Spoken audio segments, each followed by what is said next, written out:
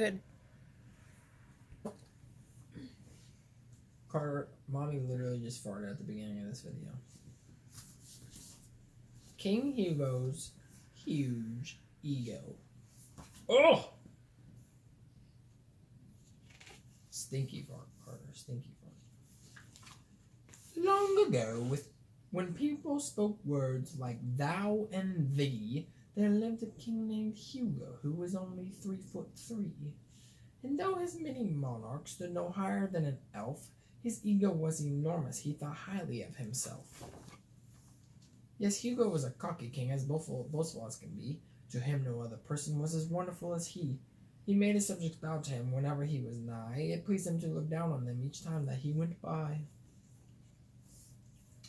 And every Friday morning at precisely 10:30, his guards called all the people to the tower base, and then King Hugo cleared his throat and gave his captive congregation a lengthy talk he liked to call the speech of adoration. For hours the poor villagers endured the boring buzz of how mighty and magnificent King Hugo thought he was.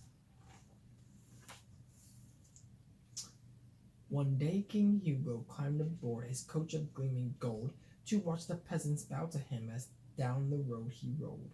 But when he turned a corner by a field of amber hay, a maiden with a heavy load was blocking up the way.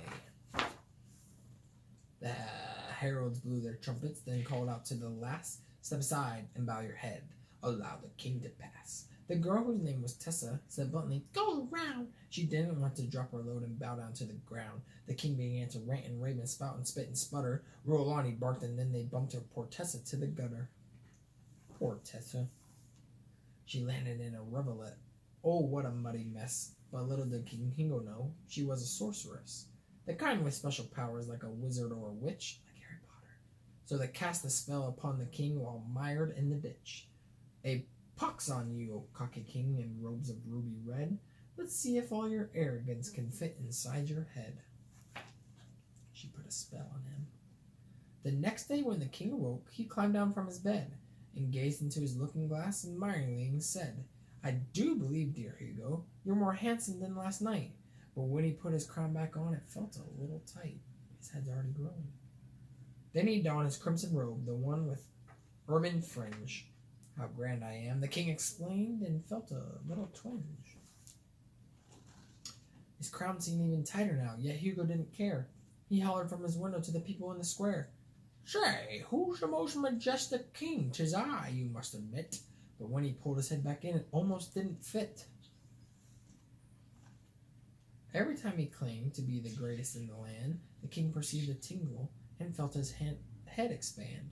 But he continued bragging in his overstated way, and so his head kept bloating, bulging bigger every day. By Friday, Hugo's head was huge, but still he didn't know that his self-directed compliments had caused his head to grow. His speech of adoration was scheduled as before, but when he reached the tower, he could not fit through the door. He marched across the courtyard to climb the open stair, then called the people to the wall and gave his speech from there. "Behold, my lowly subjects, and do not doubt thine eyes, for yea, my noble noggin has increased tenfold in size. I know not now,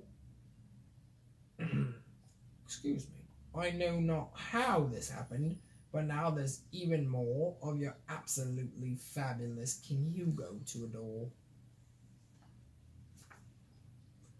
The more he talked, the more he grew, until suddenly a squall hit the king's gigantic head and pitched him off from the wall. He floated, I'm gonna wrap this one.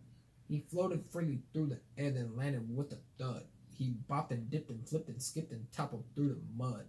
He toppled topsy-turvy as he bounced along the lane and ended up by Tessa, who was busy stacking grain. King Hugo's head was spinning. He felt dizzy, dazed, and beat. But when he noticed Tessa, he yelled, "Get me to my feet." Tessa wandered over. "Unbelievable," she sighed. "Did you ever stop and wonder why your head is 10 feet wide? It's your ego. It's annoying, so I cast a little spell, and every pompous thing you've said has caused your head to swell." "That's ludicrous, ridiculous, preposterous, insane. I'm humbler than anyone." The king snapped in disdain. "I'll prove it to you," she replied. "You've been this way for years. Just listen," ordered Tessa. Then she grabbed and tweaked his ears. Suddenly, a blast of air exploded from his head, along with all the haughty things King Hugo had ever said. Looks like he has poop on his nose on this page. King Hugo's head deflated like a giant pink balloon, and when he heard what he had said, he felt like a buffoon. Sheepishly, he said to her, "I do apologize." Then he took Tessa with his big and sad puppy eyes. Their glances met, and instantly she felt her heart go zing. Could it be, deep down inside, she kind of liked the king? His poop on his nose again. Burp. The king got up. He took her hand and bent down on his knee. He gazed at her with tenderness, then spoke most humbly. "Your spell has opened up my eyes. I've been unkind and rude. Please stay with me and teach me how to change my attitude." What happened next was kismet, and yet truly unforeseen. He became a better man, and she became a queen. They ruled the kingdom kindly in a fair and friendly way, and everyone lived happily forever and a day. The end. Love you, Carter. Miss you. Mwah.